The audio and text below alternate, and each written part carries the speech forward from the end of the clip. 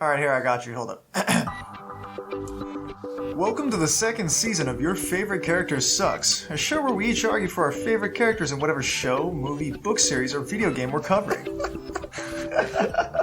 Is that roughly what we're doing here? Oh, we all have to put on that voice? It's hilarious. Welcome to the second season of Your Favorite Character Sucks, a show where each of us argue for our favorite character in whatever show, movie, book series, or video game we're covering. All right, Matt, your turn. Now, legitimately though, why are we doing this? Because we already do have an intro for season 1. Yeah, well, just do it. Just read it. I'm gonna go for a little different approach here. Who has the best aesthetic and story? Who makes the most sense? And who do we want to hang out with the most? At the end of each episode, we crown one character the best character, who will then go on to compete in our best of the best finale.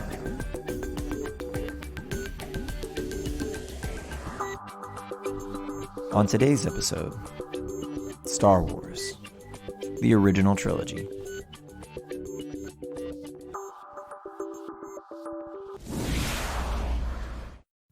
Today we're talking about the original Star Wars era, and just as we did in the prequel episode that you heard a couple of weeks ago, we're not just talking about the movies. We're talking about books, comic books, whatever you've seen, read, watched, played, video games, doesn't matter. Anything from the era, after Anakin gets the Darth Vader helmet on. After Order 66.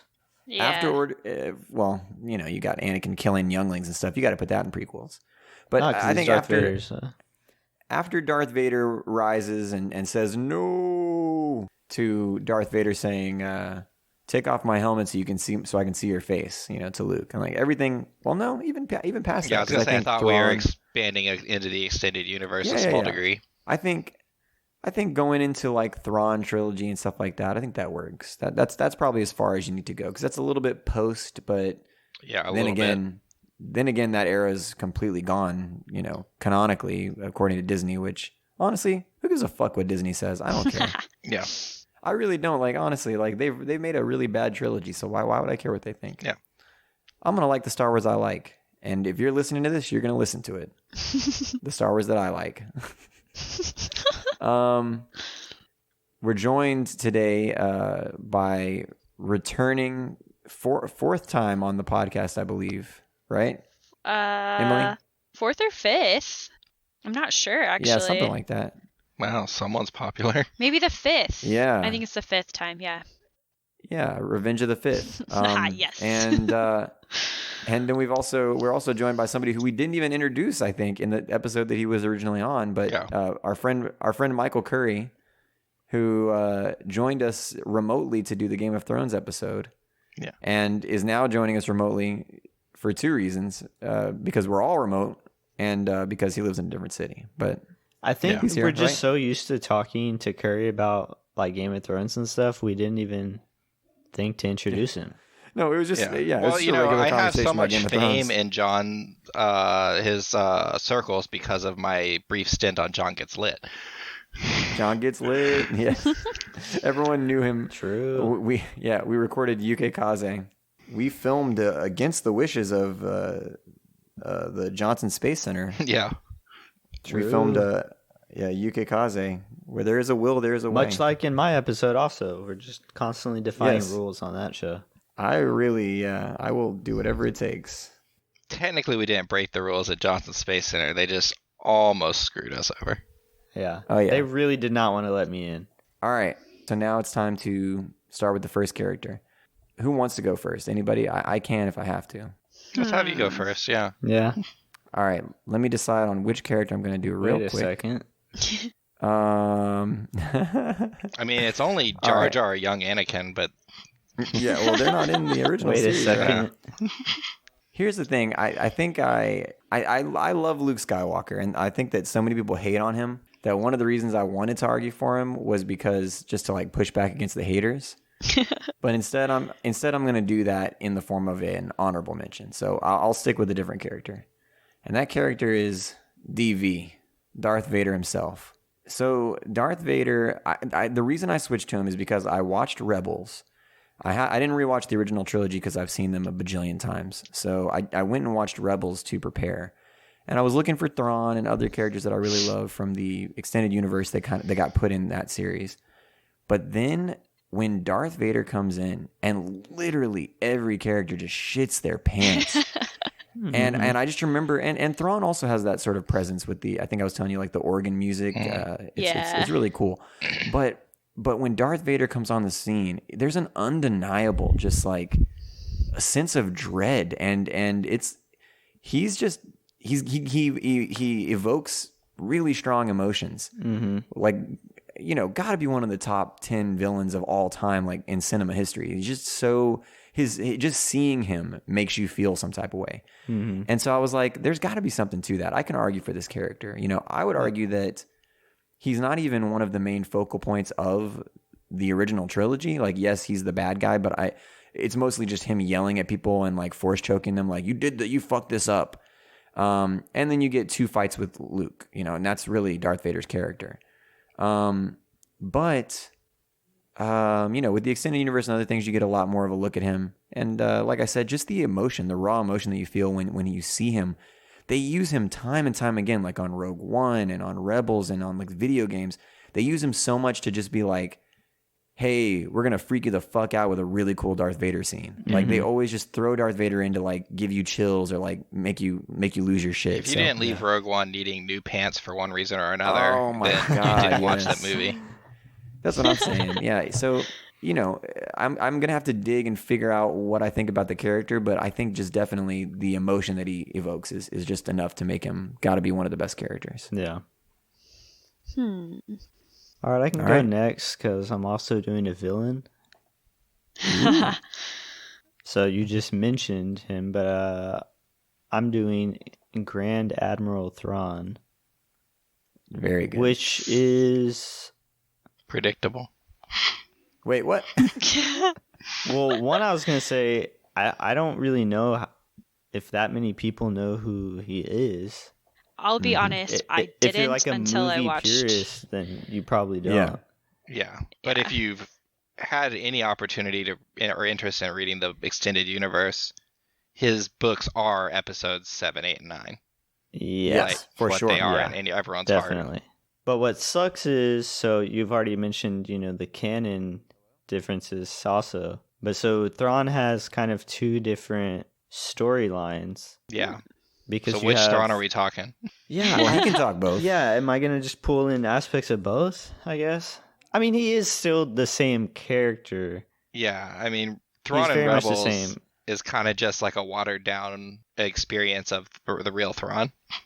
Yeah. Jeez. When we did Batman, you can pick and choose from any storyline. That's very true. I think talk about both. His original appearance is in, you know, the Thrawn trilogy, which was written, I don't even know, in the 90s, in right? the 80s and 90s. Okay. I think. And late then, 80s or early 90s. You know, after Disney bought Star Wars, they kind of changed what is considered canon, but they brought him back because he's such a good character. Yep. And made him They even had main the original villain of author Rebels. write a new book for him. That is true. Yeah. That's so weird. So yeah, I think for Star Wars fans who go beyond the movies, he is a fan favorite, it seems. Darth Vader is, you know, without a doubt, like the most iconic and possibly coolest character in Star Wars. But I like Thrawn as a villain because for him to still be so successful and intimidating without the Force is very impressive. And he is an alien in the Empire, which is pretty anti-alien. It's you know, all of its top officials are human. They barely have, I don't know, any non-human involvement in terms of like their governing structure, but he works his way up the ranks because he's just so good at what he does. And in the books, he takes over the Empire completely after they're defeated in the movies. He is the Empire. Yeah. Yeah, and I like to see that. Like, I like to see his direction because, you know, since he's not Sith, he doesn't have this sort of dark side evil agenda. While the Empire is still, in my opinion, an evil, you know, structure. Yeah. I think his decisions are more based on reason. He's doing what he thinks will strengthen the empire, make it successful without having this, sort of spiritual force influence. He's more of a warlord than just a villain. Yeah, exactly. Yeah. So I like to see that side, because before that, the struggle has constantly just been light versus dark. Yeah. And he is more of just an actual, like you said, warlord or government figure.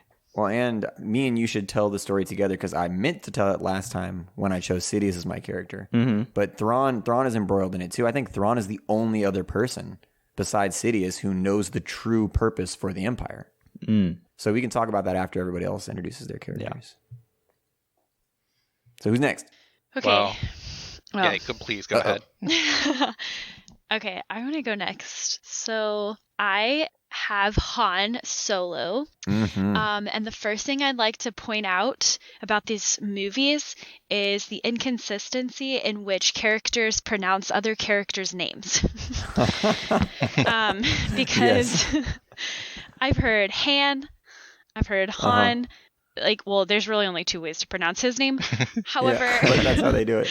it's like that kind of bothered me, and some of them say, like, instead of saying Leia, they say Leia, or all kinds of other stuff, and I'm like, really? why? I never even caught that. Yeah, I'm like, I don't know. Well, I never saw Solo. I just saw the trailer where they do the cute little thing where what's his name? Lando meets Han. He goes, Han, and he goes, my name's Han, and he goes, all right, Han. And he just he's doing it to troll him. So it's they kind of like retroactively explain it. Let's be fair here. This is a whole galaxy. They may have some accents. Yeah. It's true. That's true too. Yeah. But I liked how they fixed that. It was cute. Because Lando always says Han. Yep. Always. So, and I think, I guess I didn't pay enough attention to it, but I feel like Carrie Fisher goes back and forth sometimes. Oh, really? I think. I could That's be interesting. totally I gotta wrong, check it out. though. Maybe I just found it obnoxious, but... I didn't even know Carrie Fisher was in that movie. I thought it was just Princess Leia. You didn't see the yes, cameo? Sorry. So, he's kind of the cool guy, right? I mean, he's your comic relief. He's cocky, yet very casual. So you're saying you don't need a CGI guy stepping in poop to make you laugh? Right. You can just have a cool dude who says funny things. Okay, cool.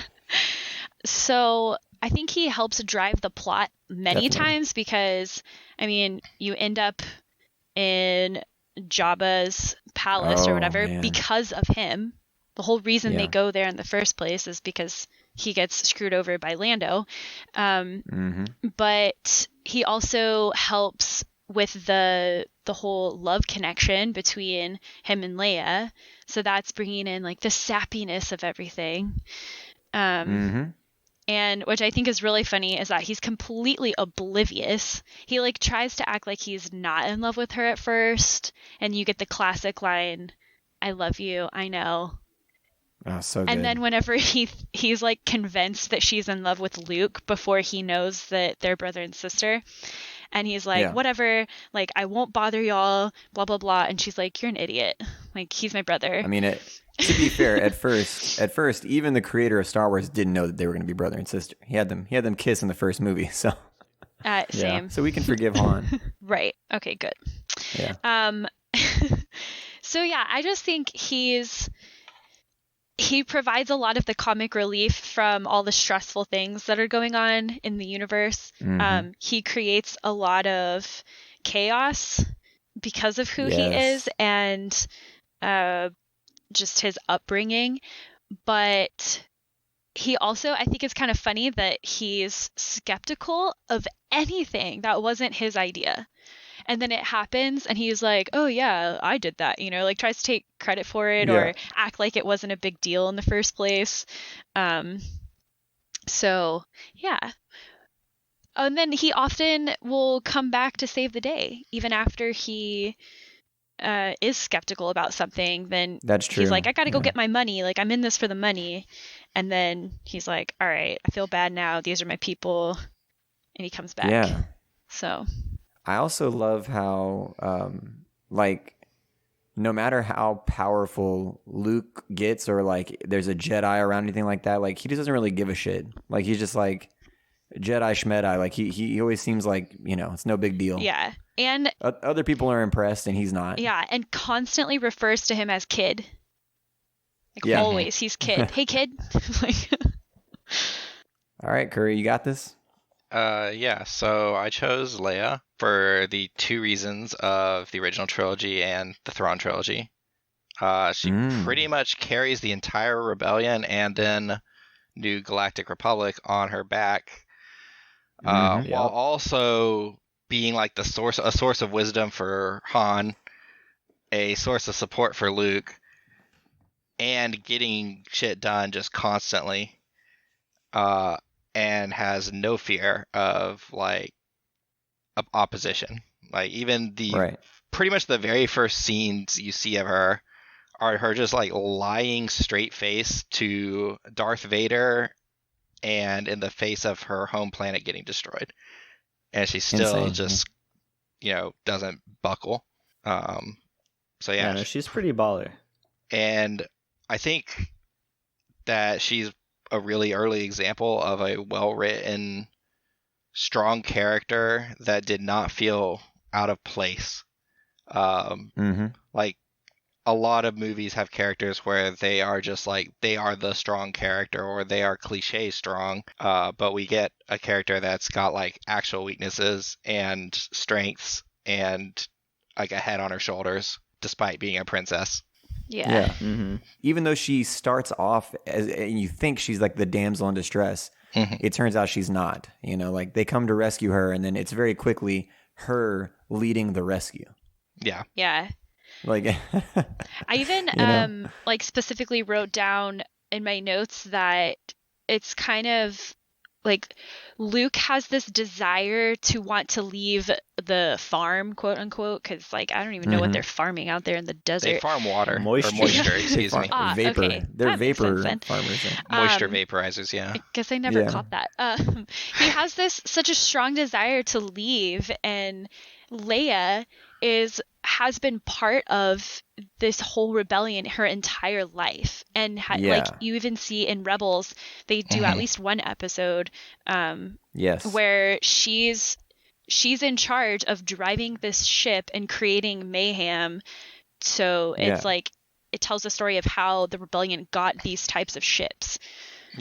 Yeah, she's like the incompetent, like pretending to be the like incompetent teenager who's like losing all these ships to the rebels. And if you consider Rogue One, they literally escape like from inches away from Darth Vader in the same ship that Darth Vader catches them on in Episode 4 start. Yes. Yep. And she just straight up lies to him that it's like they're on a diplomatic mission. Just like, yeah, I know you literally saw us drive away, but no, we're immune. God dang it. And that's after Captain Antilles got choked to death by him. Yeah, I forgot. I did not expect you to bring up her Thrawn moments, but you're right. The Thrawn trilogy, she's also a very strong character in that. Not only does she fight on the diplomatic scale for the entire Republic, she literally goes and like raises a rebellion of aliens against the Empire. God dang, what are they called? The Nogri on Honor. Nogri, yes, which are very important in the books. Yeah. Nogri stay important for a long time. Thrawn doesn't. Well, spoiler alert. We can talk about that later. Yeah, but spoiler alert for this 40-year-old book. Well, yeah. How does he lose on Rebels? I haven't seen him. Does he get destroyed on Rebels? The only thing, as far as I saw, okay, I won't spoil it for don't spoil it. Yeah. But it's not the same. It's fine. It's not the same. No. Like the book is different cool, from. In the book, he has these Nogri aliens like serving him because they used to serve Darth Vader, but then they find out that Leia is Vader's daughter, and so they serve her. And I think one of the Nogri like assassinates Thrawn, right? Yeah, after they find out that after she basically spends an eternity convincing them, or discovering and convincing them that the Empire is like destroying their food stock on purpose so they can never grow. That's right. She helps them find like a new habitable area of land, and later a planet, and they basically Thrawn's personal bodyguard kills him. Yeah, Yes. it's like his assassin that travels with him. Yes. Yeah, Rook. and again, I'm gonna try to consistently shit on the third trilogy that came out, in the late 2010s. The third trilogy. I thought they still hadn't finished making those yet. Oh, they finished those.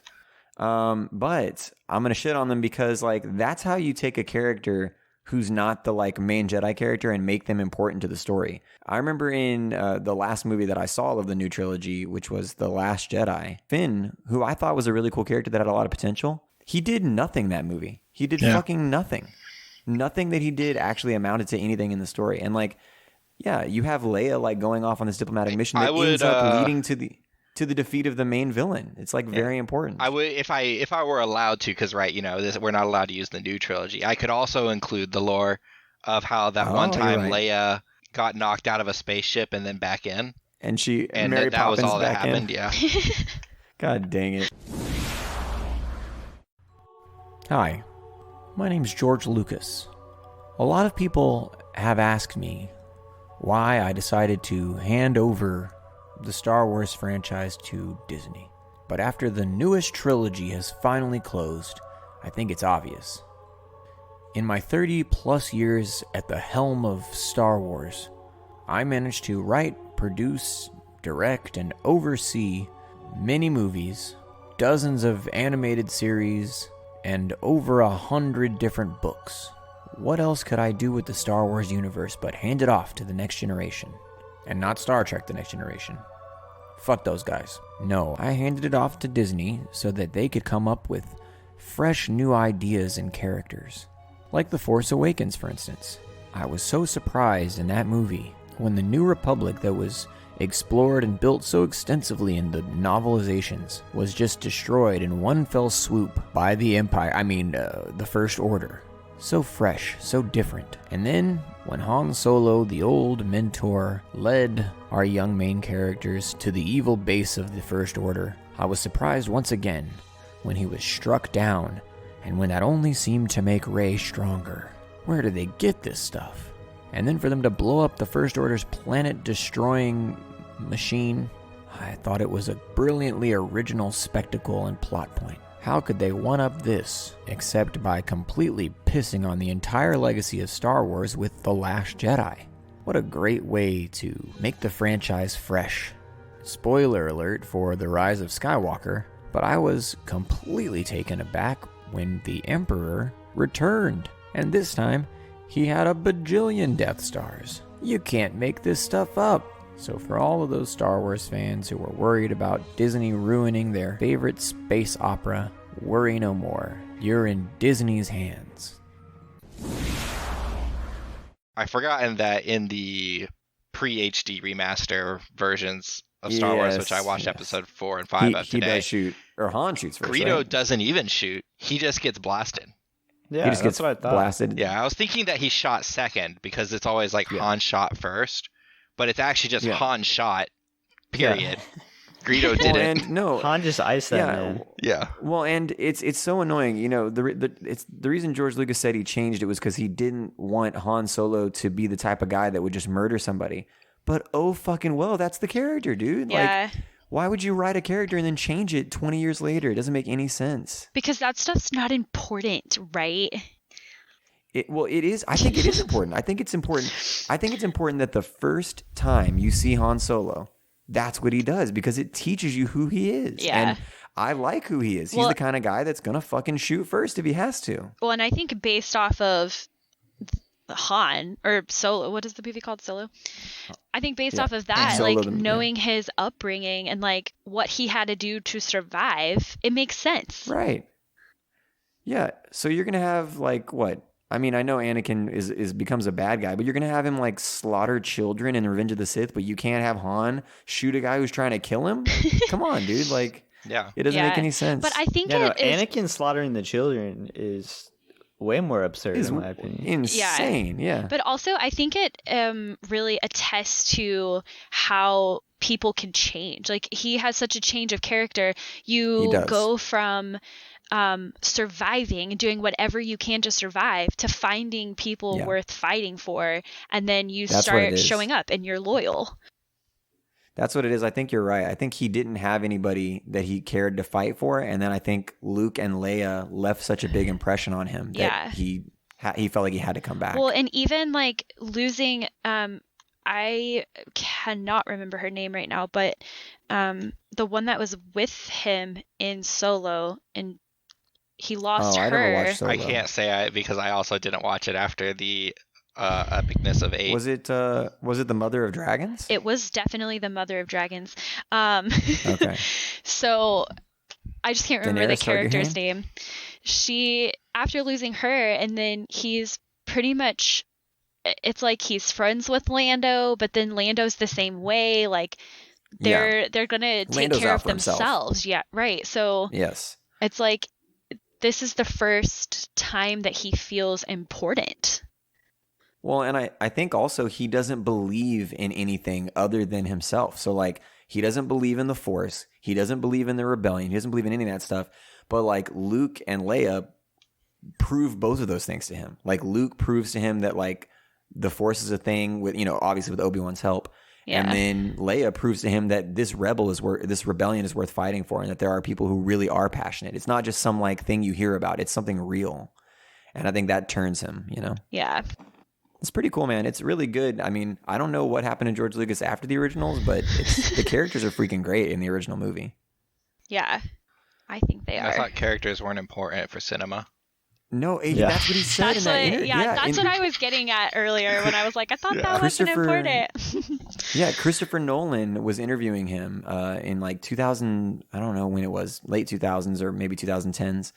And he said that. He said that he had an argument with his college professor about how characters and plot, he even said plot is not important. And he said cinema is about like spectacle and stuff. And I was like, damn, dude. What I'm understanding is that Episode 8 was his favorite movie. That's what I'm thinking, yeah. But no, because that movie's all about the cinematic experience. That movie is cinematic masterpiece. Just a terrible story. The plot and characters are bad, yeah. But unlike in the Thrawn trilogy, wherein Han is also a great character, and I think easily my number 2 choice. Remind me of Han in the Thrawn trilogy. I can't quite remember. I know he's an expecting points here, but he basically is going around doing all the underbelly work for Leia, and like finding places to hide her out when the Nogri are trying to catch him. Gathering smugglers and stuff to run shipping for the Republic because they're being dismantled by Thrawn. Let's also give an honorable mention to Lando, who does fucking great shit in the Thrawn trilogy, and he's like a real character in the Thrawn trilogy, and was such a cool character in the original series that he has been in everything else after that. Anything that's he's stuck with the series, even though he wasn't one of the main characters. I like his cameos. I like him a lot. I just love. I mean, there really are good characters. That you don't see those in a lot of like mainstream things where it's like a character that you can't trust, but that you need still, and that will show up for you sometimes. Yeah, like that's a cool character that you don't see in a lot of these kind of movies. Yeah, which I think is hilarious in these 3 original movies. That when they're like, Han's like, I know a guy, and Leia, which she's like, okay, I don't believe you. And then she's like, do you trust this guy? He says, no, I don't trust him. Yeah, no, of course I don't trust him. He's all we've got. And then he betrays them. I love it so much. Well, I mean, he was under a lot of pressure. I mean, when you have fucking Darth Vader in your city, and you know that like, 20 years back he destroyed all of Kashyyyk and enslaved the Wookiee people. Like, it's like, this guy is really powerful. So like, if I don't listen to him, then this Cloud City could be just gone, and it is gone. Yeah, I think he does a really good job of making up for that, though. Darth Vader, I think, my character is another character that kind of like Han, sort of has given up on believing in things. I think he's given up on believing in for definitely the Jedi. Obviously, he completely gave up on them. But I think he's given up on like good. Like, he doesn't think that it's worth it. I don't quite know exactly why he's fighting for the Empire beyond just his initial relationship with Palpatine. What? But I mean, there definitely is a point where he stops trusting him because he wants to overthrow him. I mean, in the video games, and also I don't know what that dude's goals are. Yeah. I think his own I power. think well, when he meets Luke, he definitely wants to overthrow Palpatine. Yeah, because he says you and I can rule the galaxy as father and son. But like, what does he want to do that's different? I think I don't know. I don't think he just wants to be the one in charge. My understanding was that Darth Vader worked for Palpatine due to fear. Yeah. No, I think at first it was trust. Like, he thought that he knew him, but then I think he must have realized at some point that this dude is just pure evil.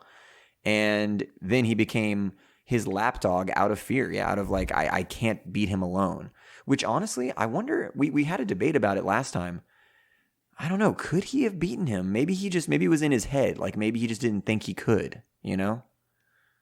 I mean, Sidious is very powerful in the Force. Yeah, but I feel like he couldn't.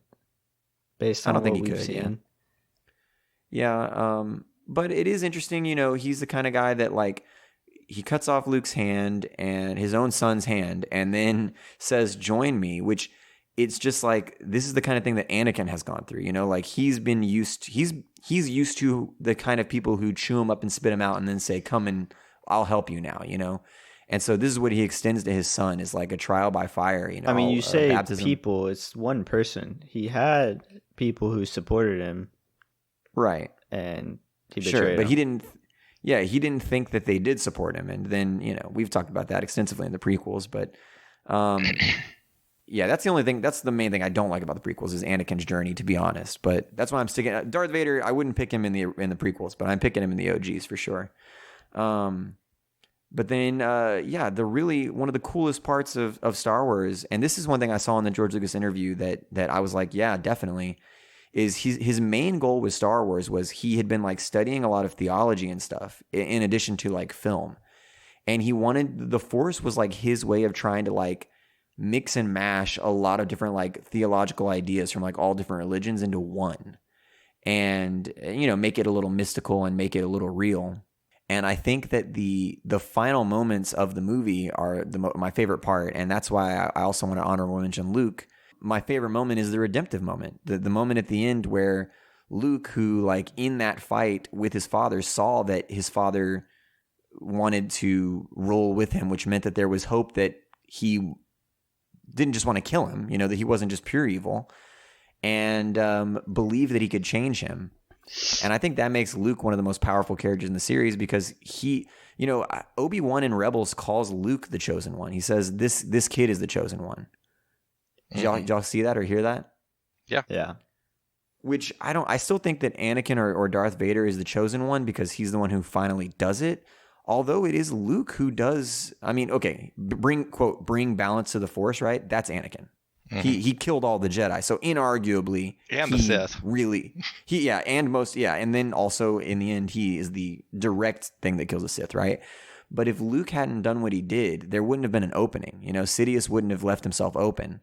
And so, yeah, I think Luke is a really great character because of the moment where he is standing there above his father, and he chooses to do the thing that his father never could, which is he throws his lightsaber down and says, "I would rather accept death than kill, especially for you." And he's a martyr. I mean, that's like his Jesus moment. It's really cool. And it turns a man who thought he lost his children and knew he lost his wife and like, you know, lost everything in the past. And, you know, it turned him and in the last moment and redeemed him. And I thought that was really cool for both characters. Yeah, it's a shame that his sister was a better character. But yeah. also, Leia? I mean, sure, but that moment I think is just such a powerful moment. If he had been loyal to Sidious, Darth but he Vader? already wanted to kill Sidious. Sure, and so, but it's not as much of a redemption to me because Yeah, I just think Luke had to show him the way, and Luke throwing his lightsaber down and not putting him down, and then calling out Father and stuff like that, it was really what turned him. Yeah, I was thinking I haven't watched these 3 movies in such a long time that it was almost like watching them for the first time again. And I specifically thought back to Anakin, like at that part with Luke and Darth Vader, how Anakin struggled so much with his identity, and like Luke knows who he is. Yeah, he's pulled in so many different directions, and then in this moment, he finally sees his son and who his son has turned into, and I feel like he falters back to the boy who doesn't know who he is.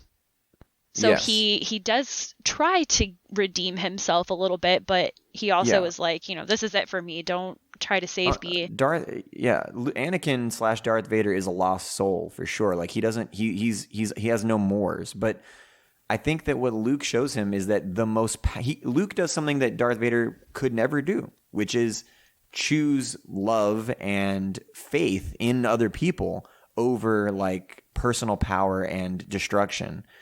Yeah. It's the most powerful moment in all of Star Wars, and it's also the reason why I will not see a majority of Star Wars films by Disney. Because you're telling me that's more powerful than Yub Nub?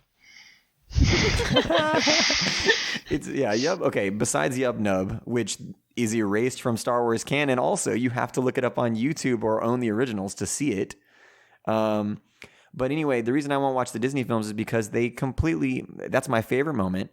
And then they completely fuck Luke's character up because they blame him for Kylo Ren turning to the dark side by saying that Luke tried to kill him in the middle of the night. Luke Skywalker, he would never. Is the kind of guy. He's the kind of guy who saw a sliver of light in Darth Vader and was willing to give up his life for that. Why would he go and assassinate his nephew in the middle of the night? It makes no sense. It was clearly written by somebody who does not understand the character of Luke Skywalker and just wanted to use him to further the plot. And so I was like, fuck these movies. I'm not watching any more Disney Star Wars movies because of that. While I don't disagree with you, let me pose this question though. Yeah. If Anakin can go from slaughtering babies to saving his son's life, why can't Luke go on the opposite journey of going from saving his father to killing his nephew? How do you go though from being the kind of person who's willing to die for a sliver of hope to being the kind of person who he's no longer a hopeful youth and he realizes that the world sucks ass and there's no saving humanity. He was raising a new Jedi Order, and then he had a bad. Some shit clearly happened between 6 and 7 because the Republic never existed. Right. He had a bad dream about Kylo Ren and then decided to go kill him. Like, come on, dude. Like, dude, that guy was tripping on blue milk, and that's what sent him down the Anakin had multiple visions for years, and but he also had somebody twisting him, Darth Sidious, which Luke would never do. Again, Luke is willing to throw down his life rather than join the dark side. Yeah. Anyway, doesn't he join the dark side in the books intentionally?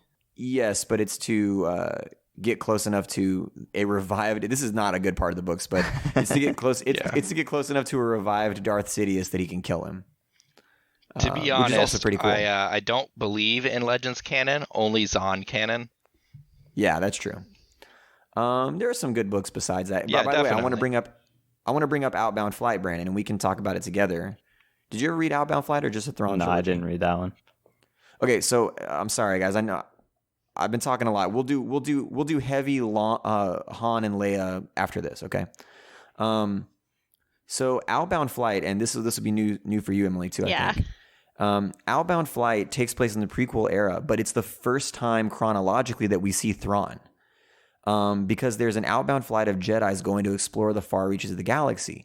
And we finally learn why Darth Sidious does the things he does. And this is why I picked him in the prequel episode, and I forgot to mention it. So if you haven't listened to the prequel episode, go back, but add this to the argument now. Cross-reference. Basically, it turns out that Darth Sidious was trying to stop this outbound flight. Like he was so good. We talked about how he was so good at being treacherous and sneaky. He almost plays his hand in this moment because there's a group of Jedis and colonists going out to the outer reach of the galaxy. And Darth Sidious is like stopping at nothing to try to destroy their ship. And the reason why is because he knows that there is a small contingent of these aliens called the Yuzon Vong that are on the outskirts of the galaxy. And that if the Jedi get to them, that they'll capture the Jedi and that they'll learn secrets of the Republic, and then the Yuzon Vong are going to invade and conquer the whole galaxy. And Darth Sidious knew this because he had future sense, that kind of thing. And he saw the galaxy falling to these aliens. And so the reason, Emily and other listeners who haven't heard this, the reason that Darth Sidious was forming the Empire was because in his visions, he saw that if the galaxy was not centralized, that they were going to fall like dominoes to these aliens. And guess what? In the books, they fall like fucking dominoes because Luke ruins Darth Sidious's plan. He defeats the Empire. Luke's and then actually the biggest villain, if you think about it. The galaxy, yeah. No wonder he killed his nephew. So then the galaxy's like a bunch of squabbling democracies, and meanwhile, COVID-19, the Yuzon Vong are eating them up. We just got pulled from YouTube. One planet at a time. The Yuzon Vong just eat them up. And if Darth Sidious had had his way, the Empire would have been able to unify and fight against the Yuzon Vong. So anyway, Thrawn is there sort of stuck in the middle of this outbound flight, like, should I stop them, should I not? And Darth Sidious is like representative, or maybe Darth Sidious directly through like a hologram, I can't remember, basically explains the plan to Thrawn that like there are these aliens out there called the Yuzon Vong. We have to be unified to stop them. And that's why Thrawn buys into the Empire, because he is like, oh shit, we need to prepare for this invasion that's going to come down the line. And so once the Emperor falls, Thrawn still takes it upon himself to sort of keep the Empire going and continue that mission. Despite the fact that they fucking treat him like shit because he's an alien. Yeah. He's like... Because he knows there's a greater goal. Like, he was in charge of... Like, he was the Admiral of, like, the Outer Rim, right? The Grand Admiral. Yeah, so he was was in Unknown Reaches, not even the Outer Rim. Oh, okay. So even, like, further. Mm-hmm. Because, like, he wasn't allowed to... Even though he's a high-ranking official, he wasn't as involved as an alien until the Emperor is defeated. But so what is the reasoning behind that, though? What fuels the racism of the Empire? I think that Sidious just knows, like current presidents of the United States, that scapegoating can consolidate power. I think that's just what he's doing. I would just think that he would be willing to like... Well, you want to know the truth? Use whoever you can. Like, I feel like... Yeah. You know what I mean? Like, he would take the best from anyone and manipulate them. The truth is that George Lucas was basing it off of the Nazis, and that's why. That's true. It wasn't much beyond that. But it's just, like, once you get into more lore about Star Wars and stuff, you just wonder why. Yeah, it's weird, and it also is weird why are humans are the most dominant. We talked about that in the prequels too. It's literally just like, I want to put this mysticism together. I'm going to use a little bit of history, and so he did like a Nazi thing. But I don't think it's necessary, honestly. And it's not even really mentioned that much in the movies, to be honest. Like, they don't really say that much in the OG movies. It's not mentioned, it's just anytime you see the Empire, it's humans. It's humans with random British accents sometimes, as opposed to like Mon Calamari, a mix of people with American accents. Mm-hmm. Which is cool. The movie is saying like diversity, and it's championing all those things. One of the things I always kind of assumed was the case, and this is more my personal theory and probably not actually based in reality, was the assumption that there's times where like Force users have trouble reading alien minds. And as the Emperor was very much involved in reading other people's minds and controlling and manipulating them, maybe that was a potential weakness.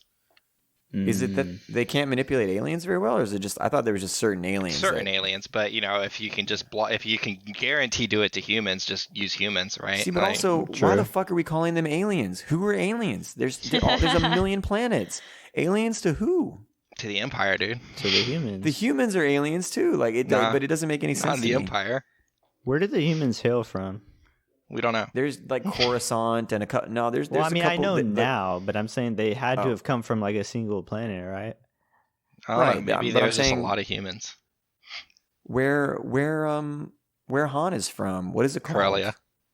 Corellia. Corellia is a human planet. Yeah, I mean, apparently, fucking, I don't know. There's a bunch, but yeah, it's just not well thought out. I don't think the race thing. And then whenever George Lucas does try to bring in new races in the prequels, he bases them off of like racial stereotypes and stuff. And so it's just stay away from it, honestly. Like, Yeah. I learned an interesting fact through choosing Han as my person, that apparently a lot of the weapons used in the movies were, I don't know if they were like decommissioned World War II weapons or something like that. right. But all they did to them was like they modified them to look more space-like, I guess. So Yeah. Han's gun could technically, we could say that it was used in war. Damn. I know that, like, you look at the Empire guns, they are very reminiscent of like those like German Ruger pistol type look Luger. Yeah. in World War II. Yeah. And then also before he even wrote the script to the movie, he had mapped out dogfights for like space battles. Like he had already done that first, because again, he cared mostly about spectacle. We should also mention how everything just kind of looks like shit in the originals compared to like the prequels. Right. The Which prequels, is- everything's crisp and clean. Something Yeah. they did an amazing job of Rogue One, in my opinion. Yeah, Was- Rogue One, yeah. dude. But yeah, that's Star Wars is like the first sci-fi. Well, yeah, it's one of the first sci-fi that like it seems more real because you can see scuffs and scratches and dents and dust. Grime, like yeah. it's grime. Like, what do you think a fucking spaceship's gonna look like after years and years of use by like a couple of a couple of smugglers? Like it's Well, gonna be also, kind of Pretty sketchy well. looking. it's like anything that is not in the Empire is just like So dirty. decrepit because they have to be like underground. Yeah. or... I was gonna say the same thing, and then Yes. how I specifically thought about the last time that Luke goes to visit Yoda. I was like, why does he look so dirty? Like, does he not clean himself or anything? Because This his dude's on the little run, man. little Old man puppet, He's on the Yoda is lam. fucked up. it's wild. That dude was literally holding on just long enough to train Luke. Like that dude was on the verge of death for the last, decade or so. Yeah, we haven't even talked about Yoda yet. I know. Let's We're an hour into honorable our mention Yoda. We're an hour into our app. No Yoda. I think it's kind of weird going from seeing who he is in Clone Wars and then Rebels, which I guess he's really not in Rebels, but No, it is very weird. But you do hear his voice on a couple episodes, and I did like that. yes, that's what it was. So Yeah. in the temples, but it's Yes. weird how different he is when you first meet him in A New Hope. Or wait, was it A New Hope or the second Yeah. movie? No, Empire. Empire, yeah. Empire, yeah. So when you first meet him, he's like crazy. He's giggling. he like is. he lost his mind. Like No, he's straight up insane. No, well, he's testing. I think he's testing Luke. He likes to be cheeky to and see his patience, or he wants to see. Yeah, he's testing his patience, but he's also like, yeah, I think he's testing him in a number of ways. Yeah. yeah, because he's giggling and throwing stuff around and rummaging through his things. Yeah, but even in that movie, there's a hard left turn where he's talking to the ghost of Obi-Wan, and he's like, really, this kid? So, like, yeah, I think it was an act to test Luke. I just think he was insane from the get-go. He And is. that was just a particularly bad episode of it. Yes. Even in the prequels, he was insane. A little bit, yeah. Just a little kooky. Yeah, I do feel like obviously there's signs of him being past his prime in the prequels, but still Yes. like He's Like needing old a as cane to walk shit. around. his He is health old as degrades shit. badly over those 20 years. Of being alone, Considering eating he's frogs. been alive for like what 900 years. hundreds of years. 900 Well, years, yeah. That last 20 You was know. rough. He says 900. He could be like 45 and we wouldn't know. Yeah, I mean, that's true. They do say that like animals in captivity versus animals in their natural habitat, like they live like half the time or something like that. So it could just have been like the isolation and the having to live on that I think shitty that is his swamp natural planet. habitat. He looks at home in the You swamp. think? Yeah. I guess. I think he's made a home. But I think he was at home as the fucking head of the Jedi Council. I think that's his home. for sure. It's also weird that there's so little lore still about like his species. No, dude. True. Yeah, they're doing it though with Mandalorian. I will not watch it, but they're doing it. Wait, you won't watch it? No, I told Episode you 8 I don't happened want. and John was done. I don't like Disney Star Wars. Yeah, Those fuck aren't them. even like made by the same people. I know Mando is so good. Mando is Taika good. Waikiki, or however you say his last name. YTT. Yeah, he's one of the many producers on there, and Is he IG-88? he voices a lot of various characters. I really Is like that even Mando. IG-88, or is that just another? Is that another assassin robot different that one. looks like him? Okay. Yeah, I've heard it's good. I just, they upset me so much because again, my favorite moment, they ruined it by betraying that character, in my opinion. They ruined it by making an entire movie which had nothing happen in it for me. That's true too. Any other honorable mentions for characters? Jabba the Hutt, I think is pretty Fucking iconic. Obi-Wan? Jabba. Obi-Wan Kenobi, pretty cool for sure. Well, okay, let's talk about Obi-Wan first. I forgot how little he was actually in it. Yeah, he's not in it very much. Yeah. No. Obi-Wan and Rebels, that one fight scene, super sick. Yeah. Emily, have you watched that scene? I'm about to tomorrow, but it's No. well, it's fine. Talk about it. I don't want That's it. It's just sick. There's nothing It's else so needed. I knew he sick. was coming because I constantly look at IMDb at the specific episodes to see who all voices the characters and stuff, and I accidentally saw that he was coming up next. We just haven't watched the episode yet, but I knew he was coming. But yeah, anybody that has not seen Rebels yet, I was one of those people. I'm always one of those people who's like, an animated series, well, I don't know about it. Yeah, they punch stormtroopers out and stuff like that. It's very child friendly and like teen But friendly. Rebels It is didn't good. get nearly as much Yeah. attention as Clone Wars, but I think it No, was very and Clone good. Wars, I think Rebels is better I think than it's Clone really Wars. good. Actually, that's who I kind of have two honorable mentions, sort of. Yeah. So the first one is how do you say her name? Mon Mothma. Which character? Describe them. Is she a general? Or no, she's a senator. I'm sorry, Senator Mon Mothma. Is that how you pronounce Mon it? Mothma. Oh, yeah. Mon Mothma. Yeah. Yeah. So she's not like obviously one of the biggest characters, but her plans and what she does for the Yeah. rebels is awesome. Like I think she helps drive She's a a lot rebel of that strategist. plot. Yeah.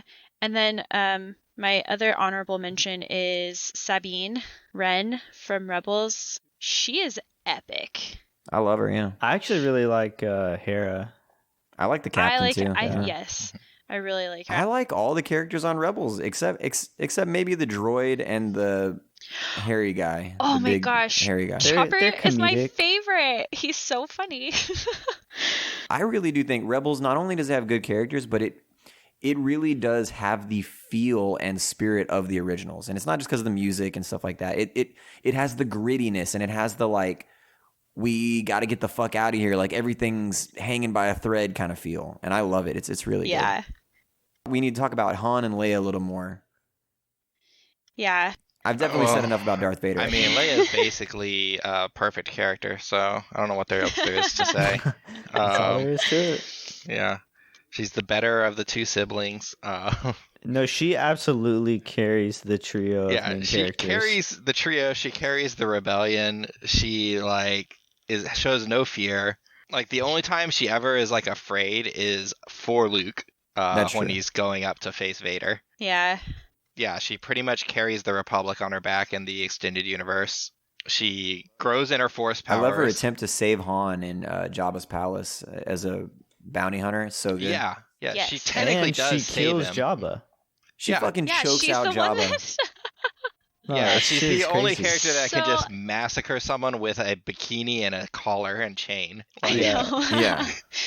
So I totally had that costume for Halloween one year, Yep. which I think Nice. I've admitted Nice. before. Yeah, I think so. You have. But But was it like plasticky or what was it? yeah, I got rid of it. It was cheap. Well, yeah, I mean, no one's gonna make like an actual metal bikini. Some like that's people, way too yeah, much work. If I There's some if people I that- was those people gonna go to like Renfest, super but whatever. cosplay it, Yeah. then I would spend some time on it. But Yeah, just get some Warbler. today watching the third movie, I could not take the scene seriously where after they get Han out of the carbonite and they take them Yeah. to go be executed, and because of Family Guy I What cannot is watch it? that scene without cracking up laughing. I was dying laughing the whole time when they all nod at each other, and the way Family Guy Oh, just God. like way overdoes that scene is just Yes. so funny. And it's the Yeah, same music. everyone They nodding. do the same like dun, Yeah. Dun, Dun. yeah. Dun, yeah. I gotta go rewatch that because it is really it's fucking so good. awesome. That The and I also last funny thing cannot. Family Guy did for sure. Yes, I also cannot. I can't because of Spaceballs. Anytime someone says that something's jammed, I picture jam coming out of Just a everything. huge jar of Yeah. jam. Raspberry. Lone Star. Oh, honorable mentions. Because this shows your favorite character sucks. Boba Fett is literally a garbage can. Yeah. He gets trashed. Yeah, he Yeah. does like nothing. He just like sounds cool and he looks cool. Yeah, he looks cool. And then That's he- it, Cool, yeah. and then he sucks shoots ass. a cable at Luke and then gets his gun cut and falls into the Sarlacc pit. That's Yep. like it. Yeah. Yeah. No, No, you're that dude completely really right. does suck. But he spawned an entire area Yeah. of the galaxy, which is Mandalorians and bounty hunters. They don't exist without that character. Well, clearly That's bounty true. hunters Well, exist because without Leia, Jenga, right? Without Jenga Fett, right? Jango. Yeah, well, we did. Yeah, but he wouldn't exist if it weren't for Boba Fett. He's True. literally just the inverse of a That's clone true. of Boba Fett. I get what you're saying now. Yeah. So Luke was saying that there's some theories about whether or not he actually died. Oh, no, he at didn't that die. Oh, part. yeah, he comes back. In the extended universe, he blows himself out of the pit using a grenade. Whoa, because he's a Mandalorian. They saved the character because they loved him so much for some reason. Literally just because the character design is cool. Yeah. I'm waiting to see if he shows back up in anything. Oh, you think like That's Mandalorian true, or I something? Like if he mean, comes into Mandalorian as an old guy or something. They definitely could, given what they did with Darth Maul now. Like, the fact that Oh he my survived was God. canon now. I Like, Yeah. can't stand that. that being Darth said, Darth Maul Maul should was a not really have cool character in survived. Rebels. Yeah. I think Yeah, he was but a cool it's so character weird. too. He has zero personality in the Phantom Menace. That's and what I was going he to say. dies. He's much more interesting in the show, actually, because He has actually lines. has a personality, yeah. Yeah. He uses Weird, man. words. Yeah, exactly. he- He's he not just a speaks, yeah. menacing figure. But I think as far as like plot, he helps drive the plot because he inadvertently helps the rebels figure out some extra things about people, you know. Yeah. He's trying to figure his own shit out, but then that helps Ezra and Kanan figure out things. Yeah. Well, and that's the other thing I was going to say about what's really cool, and I think probably one of the biggest flaws of the prequels is, Brandon, I remember, well, and also editing it, you said a lot that you felt like a lot of things were rushed. Like, you know, we all felt like Anakin's downfall was rushed, and we felt like his change at the very end from like cutting off Mace Windu's hand to then killing younglings, Yeah, like is exactly. so drastic. He's like crying after cutting off Mace Windu's arm, but then just slaughters babies. Yeah. we talk about how we like Clone Wars, and we talk about how we like Rebels, and I think the reason why is because like I think basically George Lucas made those too early, because what the prequels should have been was like a Game of Thrones style series, like Clone Wars. It should have been like a long series where we get to see a character fall, and you know, Yeah. and we like Clone Wars more than the prequel movies. So I mean, it could have been more successful as like a Game of Thrones style series. Oh yeah, but for sure. Like really but he split didn't- everything no, up. you don't because have it- and it 3 is movies very of Darth political. Vader. Oh, it's extremely. There's so many, dude. It could totally be 7 seasons. I mean, it is. It's Clone Wars, you know. Yeah. Yeah. So I think that the movies would have been better had they been given more time to develop. But you know, again, this is. I mean, TV shows were not like that back then. So Yeah. I mean, they kind of had a problem of needing flavor of, you know, the flavor of the month villain for each movie, whereas that's true too. in 4, 5, 6, It's literally just Vader and Palpatine the whole time. Right. Yeah. Like Yeah, they have and not even really Palpatine that much in the beginning. It's Vader in the first movie and then Palpatine in the second and third. Yeah. But it is good. Speaking of cutthroat generals, I feel like we have to mention Tarkin. Grand Moff Tarkin is pretty epic. Yeah. But he dies in the first movie, right? Yep. On the Death Star. Oh yeah, because it's blown up. But he is in both Rebels and Rogue One. Yep. Yes. Yeah.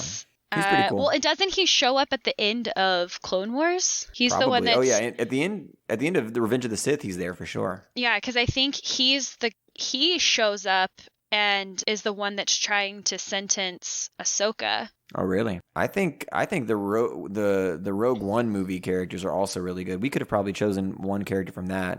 I do like Jen Erso, but I have to admit, any of the movies that have come out in the last like 5+ years, I have only seen them one time each. Yeah, I've only seen them once. I've watched Rogue One 3 times in theaters. Damn. Oh man, it's good. It is really good. Rogue One is very good. It's one of my favorite movies that I've seen released in theaters. But yeah, the characters are not that memorable because they're literally designed for But I think one they're great. movie. They're really good. To be expendable. I like that guy who's like very pro rebel, but also like willing to do anything. Like he's a kind of a Han Solo, but with like Leia passion. You know, like he murders a fucking informant in the very first scene he's in, and it's really good. I like his character a lot. He's conflicted the whole movie about whether or not he should do this or that, and you know, in the end, dies a hero. It's pretty good. Han Solo has always been one of my favorite characters because I think Leia is a very strong character, but I think that Harrison Ford brings so much charisma to that role.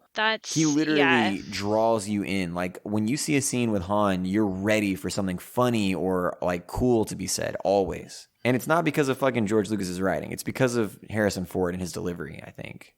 His genius lines such as, "We're all fine here." Yeah. Thanks. No, the acting. I think it's the acting because that line could have been read by another actor and it wouldn't have been as good. But that like squirrely like we're good. Like he's so good at that. He forgot the line. So good. I've seen him criticize George Lucas. He was like, some of your like I've seen him talk about it. Like he was like, some of the dialogue that George wrote for us was just insane.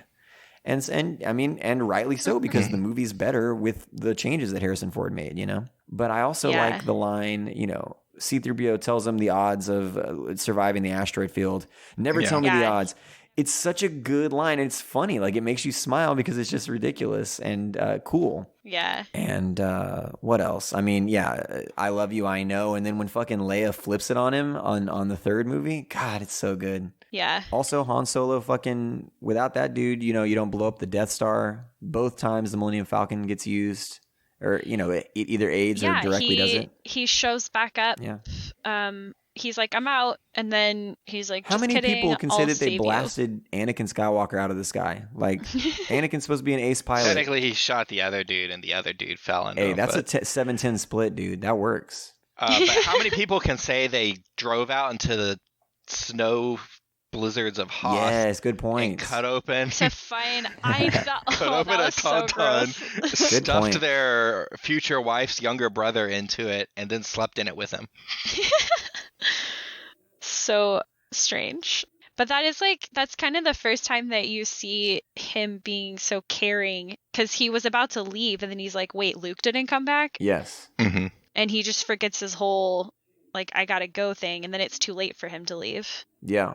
Well, we need to talk about Thrawn. There was one more thing I wanted to say about Thrawn, but I can't. Well, we haven't really gotten into him. He's a tactician. We haven't talked about any of that. He is terrifying. I love Thrawn, but it's still like Star Wars relies heavily on just how iconic it is, not on how good the characters are. I guess. So, like, no matter what, I can't beat Darth Vader. Well, okay.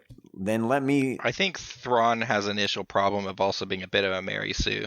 The only mistake he really makes ever is just underestimating like bad luck, basically. Yeah. He's too optimized in his strategies, and then if he overlooks something that's just like pure bad chance, then it really just screws him. All right, well, let's talk about this, about Thrawn then, because without Thrawn and without Timothy Zahn's series, do we even have a Star Wars book universe? Like that jump started the entire books universe. Is Thrawn trilogy. So that character like spawned an entire section of Star Wars that obviously is not canon anymore. But I disagree with that. I think it should still be read. It's really good stuff. And Thrawn also, like, one of my favorite things about him in the book is that, like, he sets himself apart immediately from any of the characters we knew in the original villains. I mean, because they fail to capture the Millennium Falcon, and instead of just like force choking somebody, he like asks questions, does analysis, like figures out what went wrong. And instead of like force choking the guy who fucked up, instead he's like, well, that guy was never trained on how to do this. So really the fault is in the training. And so like, what do we need to do? We need to like overhaul the training, and like the person who's and he like blames his commanding officer. Yeah, the commanding officer's to blame. So like, Thrawn, like Darth Vader, he instills is fear in charge because he's strong. He's not a good leader. He does not know how to manage. He rules things by fear. Yeah. Yeah, and Thrawn actually understands how to work this, hierarchy, chain of command. Yeah, because he's a military leader, whereas Darth Vader is just a guy who kills on his own. He got some power. He doesn't have to command troops. Yeah. Well, and he doesn't even have to be intelligent because he's so powerful. Yeah, and I think that is, one of Vader's weaknesses, and the reason Thrawn excels after, the Sith Lords lose the fight. He also like studies the cultures of his enemy to find their like weaknesses and understand them and stuff. Like, he's just such an interesting character. I really like him. Yeah. So I only know the Rebels Thrawn, but when he showed left a mark up, on you though, right? I think the whole series changed when he showed up. Yeah. Like I was more. I think I got a little more into it because I started really liking Agent Callus, and then Thrawn is about to figure him out, and then so it really kept me on my toes whenever he showed up, because I was like, oh my gosh, he's gonna figure everything out, this is what's gonna happen. Like, you're literally trying to like be a double agent, and you got a fucking grand chess master like right there. It's insane. And like Thrawn is still intimidating, but in a very different way, because he's so calm and quiet. Yes.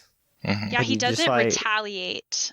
He just like stares into your soul, and you've lost because he's already figured it out. Yes. Yeah. So one of the trailer for Rebels season 3 was like one of the best trailers of all time, I think. Just the instant that that organ comes on. Oh, yes. And he's like, to defeat an enemy, you must know them. Oh, yeah. So good. I was gonna say one of the things that we learn as like educators for discipline management and things like that is proximity. So just standing close to someone can make them a little uncomfortable, and therefore they'll like reassess their behavior. Or so I feel like he does that. Like, he's so calm, so it makes the other people uncomfortable to the point where they pretty much give themselves up. They assume he already knows. Yeah, because they're like, well, he figured it out. Might as well admit it. Or it's their body language that confirms what he thinks he knows. Yeah. He also, in the books, figures out about battle meditation, which is he figures out the reason that Jedis and Sith changed the face of the battle. It's not just like a personal thing, but like literally the Force permeates out from them and affects the like chances and odds of all of their troops. And instead of like a Sith ruling during the Thrawn trilogy, Thrawn is in charge, and he's trying to use this fucking crazy Sith like wizard guy who's like just insane, but he knows he needs a Sith guy to. Who's like, isn't he like a clone of a Jedi? Yeah, he's like a fucked up clone. He's a clone of a Jedi from Outbound Flight. Yeah. But it's just so interesting because we're used to seeing like Force users in charge, and then Thrawn flips the script and he's manipulating the Force user. Thrawn's trying to use a Force user as a tool. Yeah, man. So good. Sorry to interrupt the show, folks. This is John here. I wanted to let y'all know that in 2 weeks, March 8th, is our Season 2 finale episode. That's where we take all of the characters we've picked from Season 2 and we put them into a big tournament, and then one by one, narrow it down until we have the best character from the entire season of Your Favorite Character Sucks. It's really stupid. It's a lot of fun. And if you don't want to miss it, please subscribe to the podcast now. And I mean, like right now. Just take a second, open your phone up, hit subscribe, and then you can check out the finale. And also, if you haven't listened to the other episodes from season 2, go back and check them out, because in the finale, you're going to hear all of our choices. So if you don't go and listen to them before March 8th or before you listen to the finale, then that finale episode will spoil all the other episodes for you. Again, thank you for listening, whether it's your first time or whether you've stuck with us from the beginning. We really appreciate it. Now let's get back to the show and find out who the best character is in the original era of Star Wars. It's a shame we didn't have a fifth person on this show. No, I think I I feel like we could have used a fifth character. Who would have been? I don't know. I don't think I feel like the only kind of character that Matt would choose is like C-3PO. Sure. Oh, yeah. We didn't say the droids. I think the droids are way better than the OGs. Oh, yeah. They were my honorable mention in the other podcast in the first Star Wars one. Chewbacca? That's how you do. Oh my gosh! I wrote that down. That's why Han is so awesome, because Chewie is his best friend. Yeah, Jar Jar is how you do a little like sidekick lame character wrong, and Chewbacca is how you do it right. Chewbacca's just a cute little fuzzball who's also can beat the shit out of anybody for you. Yeah, what is it? I don't even know what that game is called. It's like some space chess or whatever. Yes, let the one win. Yeah, he was like, I guess, was it 3PO that was arguing? Like, yes. I can't let him win, blah, blah, blah. And then he's like, well, I wouldn't lose to something that can... I just watched it today. It's R2's makes a move. He's like, what? That was a legal move. There's nothing to get angry about. Yeah. we need. I was gonna say we need Dobbs here to spout out all the quotes, but true. Yes. Yeah.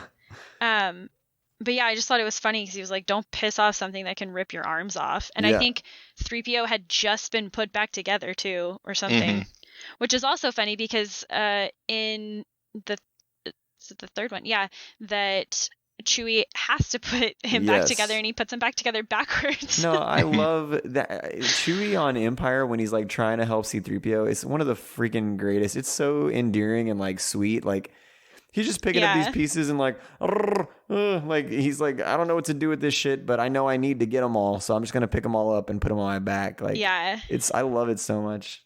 I think one really good thing they do with that is with the characters that don't speak English. They do a good job of making you feel what that character's feeling through their noises. Like you always know when R2-D2 is sad. It's like the saddest sound ever, and you're like, "Oh, little guy." Yeah, the amount that they can convey through between the emotion and the response in English. Yeah. Of like Han responding to Chewie or C-3PO responding to R2-D2. Like, you can basically just, you know the lines that they're saying. Yeah, it's a full conversation still. Yeah. I also love when Chewie is reunited with Han in Jabba's palace, and Han is blind, and Chewie's just hugging all over him. Like, it's just such a sweet character. I love it so much. Yeah. Yeah. And, I mean, there's also a whole Christmas Wookiee special that we could talk about, but I don't know how many of y'all have seen that. I don't know it well enough to talk about it. It's been so long. They go to Chewbacca's family for Christmas. It makes no fucking sense because why does Christmas exist in Star Wars? It doesn't make sense. I think it's not called Christmas though. It's like something adjacent to it, but it's ridiculous. Christmas adjacent. Yeah, it's like it's called Christmas Eve, dude. No, I mean like a holiday that's similar, you know. All right, well, social media, I didn't give people too much time, but most of the time people... you got one response? Well, most of the time people answer on this. They answer quickly and then, it dies down. That's how like hashtags work. They're popular for a minute and then they're gone. But yeah, again, we only got one response on our Star Wars episode, regardless of how far before I post it or how far in advance I post it. It doesn't matter. Apparently, and that's the winner then? Apparently Star Wars is just not popular. Oh yeah, I'll be down if it's the winner because Anthony Laskowski... who said that Anakin was the best character in the prequels, has come through and said that Vader is the best character in the original series. And his reason is because James Earl Jones' voice is amazing, which I do need to mention that. True, we have not mentioned that. That's fucking epic. I mean, we talked about Harrison Ford, Han Solo. We didn't talk about Yeah, Carrie James Fisher. Earl Jones's voice is insanely iconic. Yeah, James Earl Jones' voice.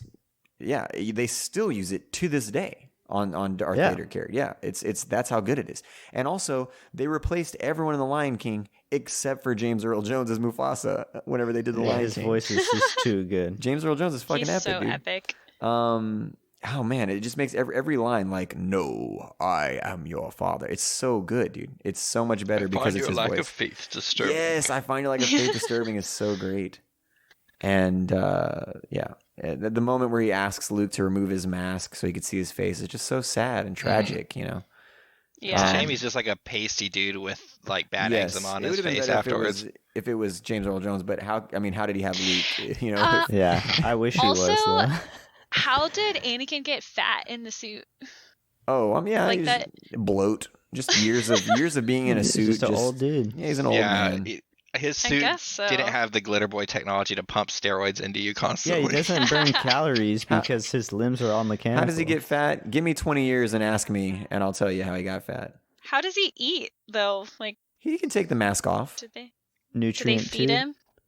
I don't think he dies because the mask gets taken off. I think he dies because his like breathing apparatus gets fucked up by the electricity from Sidious. I think he has to be in like special environments to take the mask off entirely. I don't know. Yeah. But he even like said he was too far gone. Yeah. Yeah, he said. Yeah, I mean, he was dying either way already at that point. But yeah, Carrie Fisher as Leia, also fucking amazing. I love Carrie Fisher. She's passed, but I loved Carrie Fisher. She every role I see her in, and also interviews. It's so worth going on YouTube and typing in Carrie Fisher interviews and like watching her in interviews. She's so great. Oh yeah, she's cool. She's so great. Yeah, that's true. She has almost no comedic points in the Star Wars trilogy. Yeah.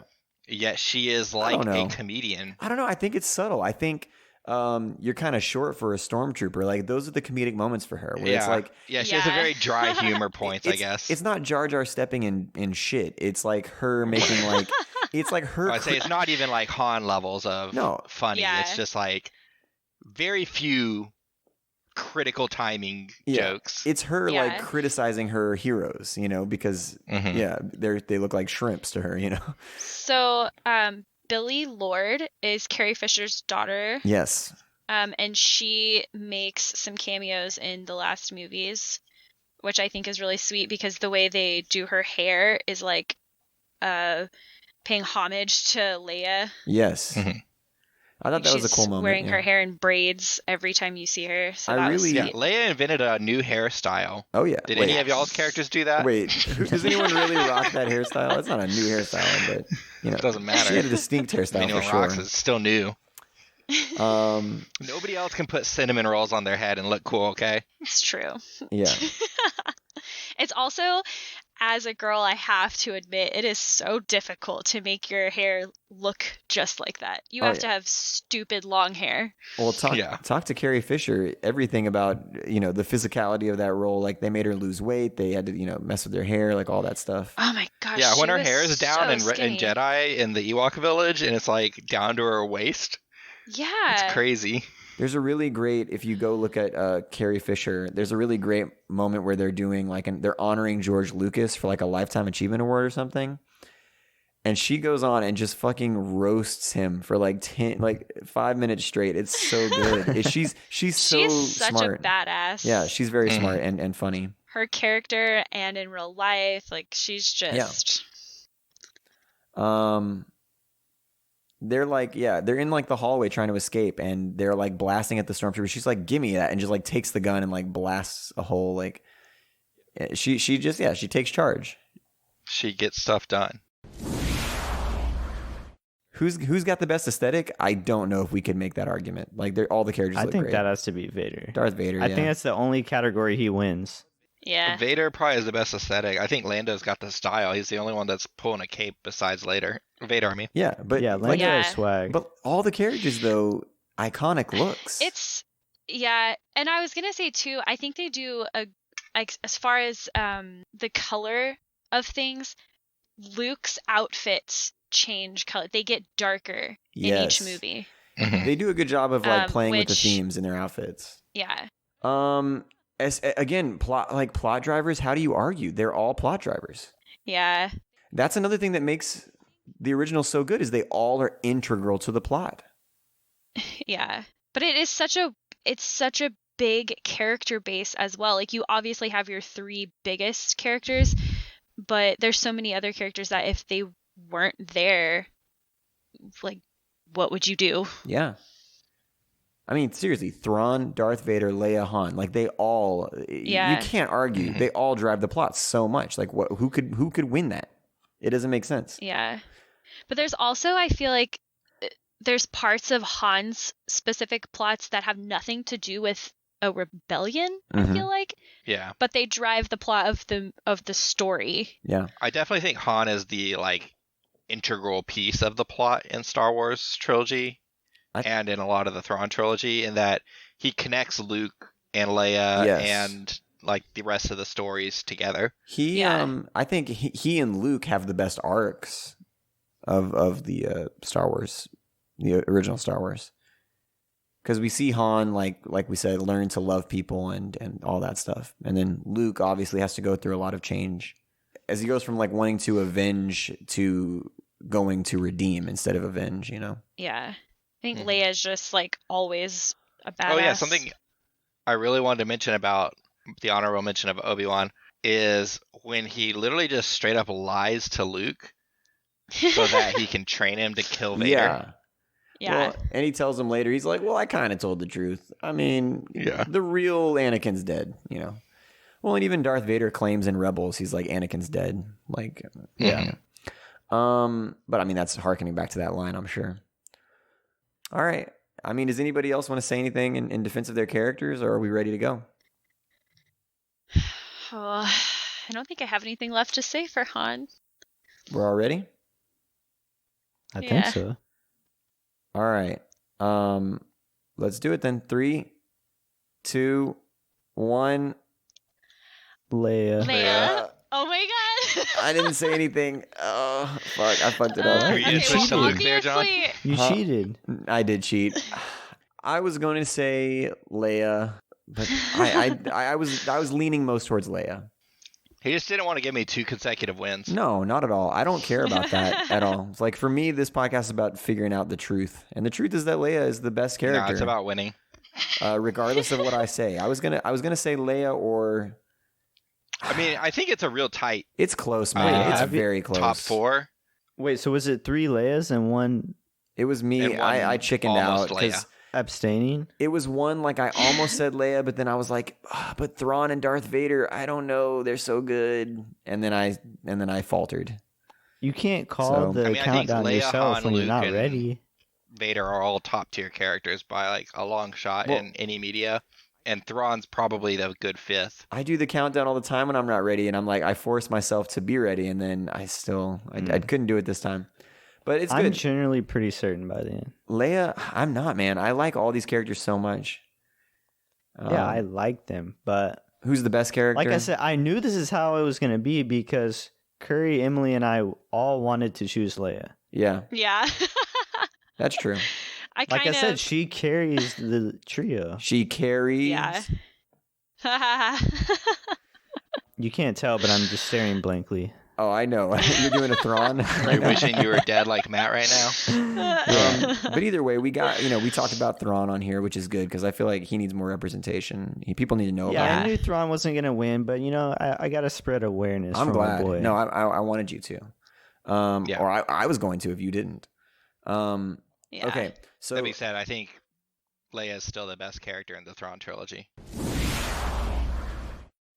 I can't believe it. We did it again. We figured out who the best character is in whatever we're talking about, despite the podcast being called Your Favorite Character Sucks. Now the only question is, what should we do next? You can help us decide by following us at YFCS Pod on Instagram and Twitter, and telling us which show, movie, series, book you think we should do. Until then, hit that subscribe button and catch us on the next episode. Thanks for listening.